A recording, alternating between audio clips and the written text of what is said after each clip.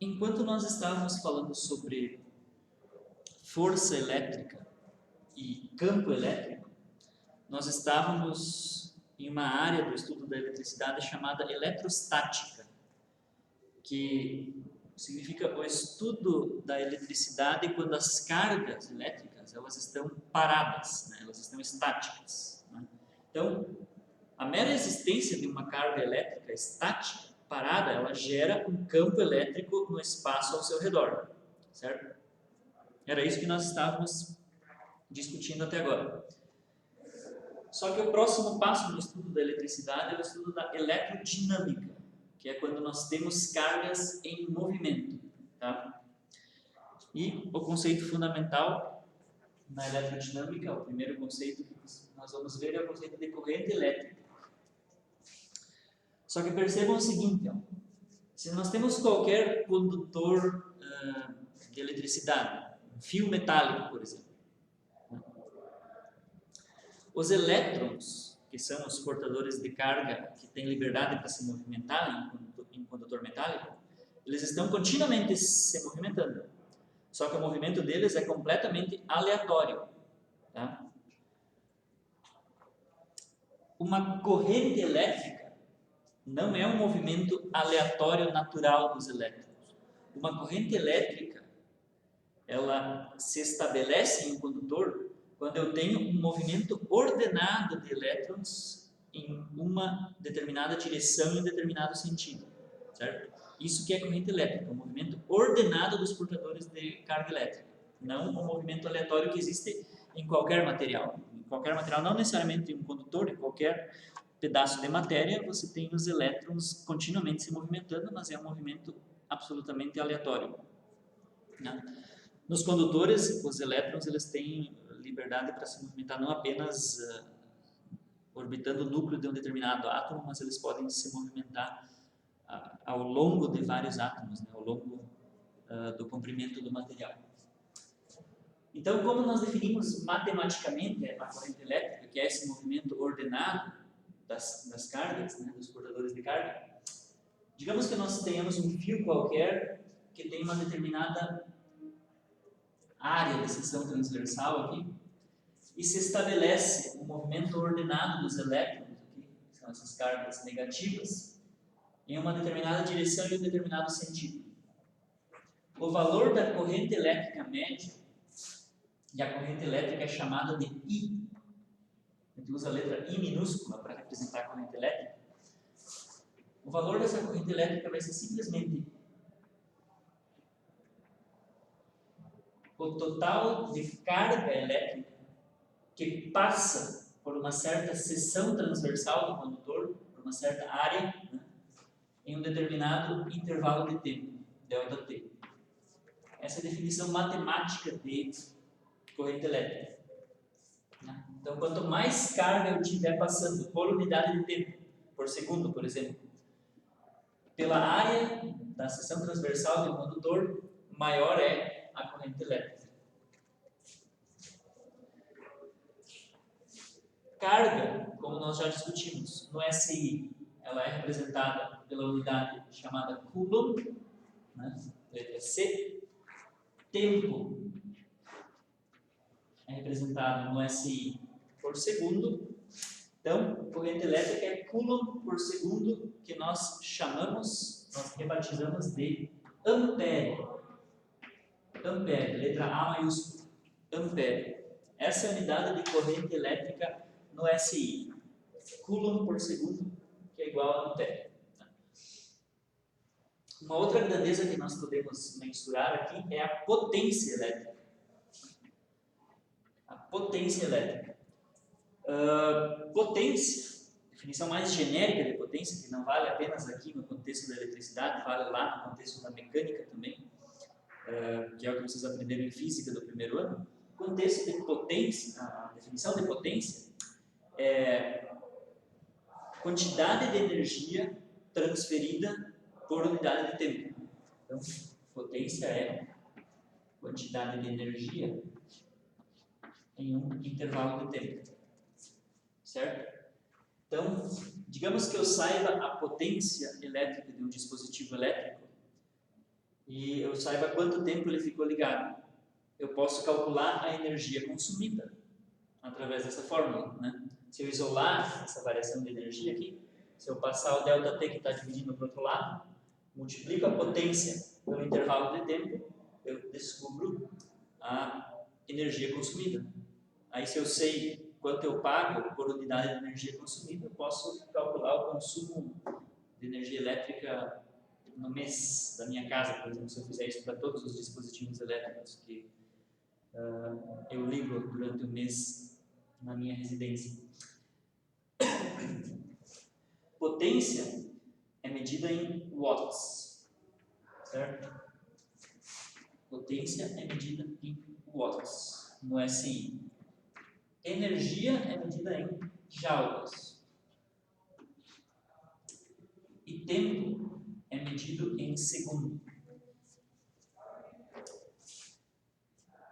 Só que no cotidiano nós não costumamos medir a energia elétrica consumida em uma residência, por exemplo, em watts vezes segundo, que é o que aconteceria se eu isolasse o ΔE aqui, né? Eu passaria o segundo que está dividido, multiplicando para o outro lado, e eu teria o ΔE, que é joule, sendo igual a watt vezes segundo. Normalmente se representa a potência em kilowatt e o tempo em horas. E aí, ao invés de representar a energia em joules, nós representamos a energia em quilowatt-hora, que é uma outra unidade de medida de energia elétrica. Mas kilowatt vezes hora, não é por hora, é kilowatt vezes hora. Tá? Isso está explicado em detalhes no texto que eu postei para vocês, e algumas questões vão explorar a manipulação dessa fórmula aqui para calcular a quantidade de energia consumida por um dispositivo elétrico, uma vez que você saiba a potência e o tempo em que ele ficou ligado. Uma outra fórmula para calcular a potência, aqui no contexto da eletrodinâmica básica, é a seguinte. A potência pode ser calculada também como a multiplicação da corrente elétrica por uma grandeza chamada tensão elétrica, que é representada pela letra U. Tá? Então, π, uma forma bem fácil de decorar, π. Esse U aqui, então, representa a tensão elétrica.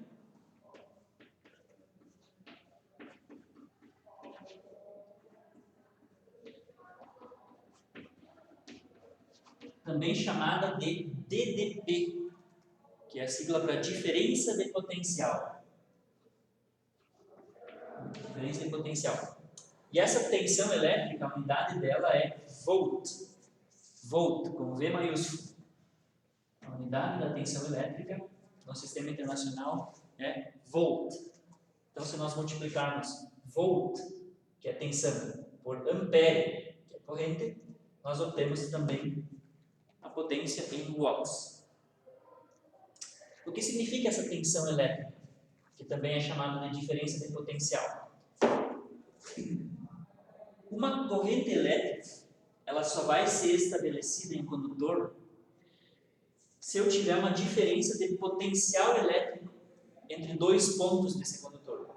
Então, digamos que eu tenho um determinado potencial em uma extremidade desse condutor retilíneo aqui, e eu tenho um determinado potencial diferente na outra extremidade.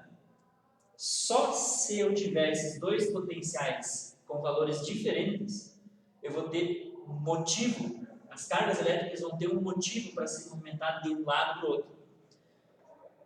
Se esses potenciais fossem iguais, ou seja, se a diferença de potencial entre esses dois pontos fosse igual a zero, né, eu não teria corrente elétrica, porque a tensão seria igual a zero, os portadores de carga elétrica, que no caso desse exemplo são os elétrons, eles não teriam motivo para se movimentar em uma direção preferencial. Então, os portadores de carga elétrica só se movimentam de um ponto até o outro se há uma diferença de potencial entre esses dois pontos. As cargas elétricas positivas, elas sempre buscam pontos de menor potencial. Então, se eu tenho um determinado potencial aqui e um determinado potencial mais baixo aqui, as cargas elétricas positivas elas vão fluir do ponto de potencial mais alto para o ponto de potencial mais baixo.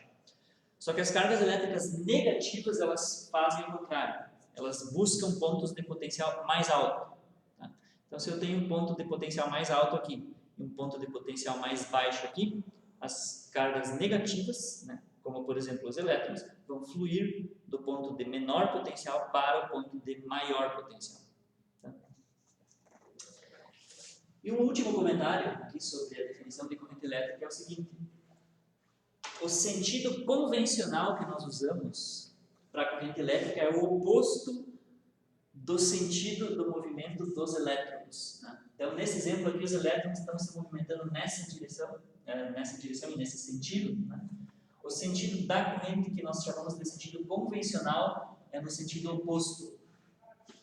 Tá? Esse sentido convencional da corrente elétrica é o sentido que cargas positivas adotariam caso submetidas à mesma diferença de potencial, à mesma tensão elétrica. Só que nos condutores metálicos, não são as cargas positivas que estão livres para se mover. As cargas positivas, que são os prótons, eles estão fixos lá nos núcleos dos átomos. Os portadores de carga elétrica, que estão livres para se movimentar em um condutor metálico, são os elétrons, né, que têm carga negativa.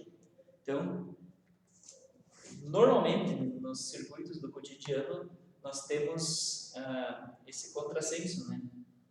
Os portadores de carga elétrica estão se movimentando em uma direção e em um sentido, né? E o sentido convencional que nós adotamos para a corrente elétrica é o sentido oposto, que seria o sentido caso os prótons estivessem atuando como portadores de carga elétrica, as cargas positivas. Mas isso não influencia em nada nos cálculos.